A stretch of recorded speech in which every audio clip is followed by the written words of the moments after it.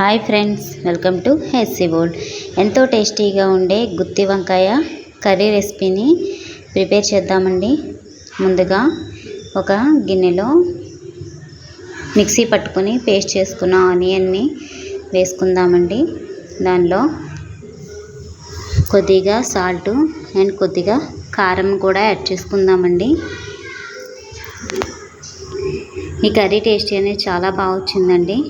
ఇప్పుడు మనం అల్లం వెల్లుల్లి పేస్ట్ని కూడా యాడ్ చేసుకుందామండి. ఇప్పుడు ఒక స్పూను ధనియా జీరా పౌడర్ అండ్ ఒక స్పూను గరం మసాలా అండ్ ఒక 2 టమాటాలని మిక్సీ పట్టుకొని వేసుకున్నానండి. ఇందులో ఒక స్పూను ఆయిల్ని కూడా యాడ్ చేసి బాగా కలుపుకుందామండి. ఈ విధంగా బాగా కలుపుకుందాము.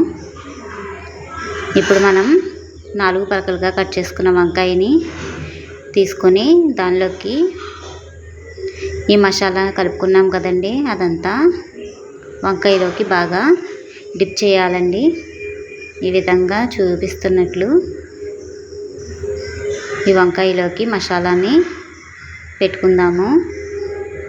ఈ విధంగా మనం తీసుకున్న అన్ని వంకాయల్లో కూడా మసాలాని పెట్టుకొని పక్కన పెట్టుకుందామండి ప్లేట్లో. ఇప్పుడు స్టవ్ పై ఒక కడాయిని పెట్టుకొని దానిలో తగినంత ఆయిల్ని యాడ్ చేసుకుందామండి. ఈ ఆయిల్ హీట్ అవ్వాలండి బాగా. ఈ గుత్తి వంకాయ కర్రీలోకి ఆయిల్ ఎక్కువే పడుతుందండి, మనం చూసుకొని యాడ్ చేసుకోవాలి. ఇప్పుడు ఆయిల్ హీట్ అయింది కదండి, ఒక 1/2 టీ స్పూన్ ఆవాలు, కొద్దిగా కరివేపాకును కూడా వేసుకుని ఫ్రై చేద్దామండి. ఇప్పుడు కట్ చేసుకున్న 2 పచ్చిమిర్చిని కూడా యాడ్ చేసుకుందాము. ఇప్పుడు ఒక 1/2 టీ స్పూన్ పసుపును కూడా యాడ్ చేసుకుందామండి. ఇవన్నీ కూడా బాగా ఫ్రై అయిన తర్వాత మనం ఒక ప్లేట్లోకి వంకాయల్ని మసాలా పెట్టుకున్నాం కదండి, అవన్నీ 1 బై 1 యాడ్ చేసుకుందాము. ఇప్పుడు ఒకసారి బాగా కలుపుకుందామండి. వంకాయల్లో మసాలా పెట్టుకోగా ఇంకా మిగిలిన మసాలాను కూడా మనం దీనిలో వేసి ఒకసారి బాగా కలుపుకుందామండి. ఒక నిమ్మకాయ సైజు అంత చింతపండుని నానబెట్టుకుందాము. చూడండి, చక్కగా కుక్ అవుతుంది కదండి.